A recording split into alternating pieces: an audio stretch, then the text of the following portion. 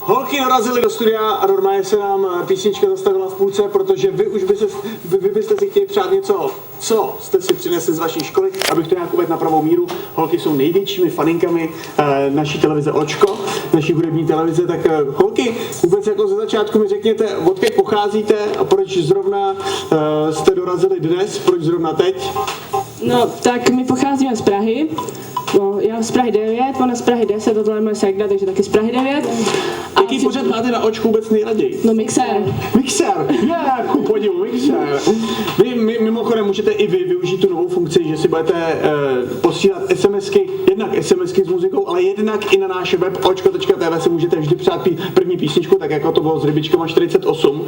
A nebo teda jednou za rok splníme přání, třeba jako tady holkám, a můžou si přát naživo z našeho křesla z Mixéru. Tak co jste vybrali, pro koho to bude a třeba ještě někoho můžete extra pozdravit? Tak bude to Justin Bieber a Nicki Minaj, Beauty and the Beat. A chtěli bychom pozdravit první D školy Drtinova, potom 7. B ze Žešona Balabenca a 7. A ze Slovenska. A taky naší rodinu. Tak já zdravím ještě 3. A, 4. D a taky 8. F, protože to jsou mý kamarádi. No a holky, tak pojďme tomu brutálně zamávat, protože já předpokládám, že vaše rodiny se koukají, stejně tak jako spolužáci. Si to nahrávají. Tak ale můžeme začít klip Justina Biebera tím, že budeme všichni mávat. Jo, tak jo. Tak pojďme na to. Jo.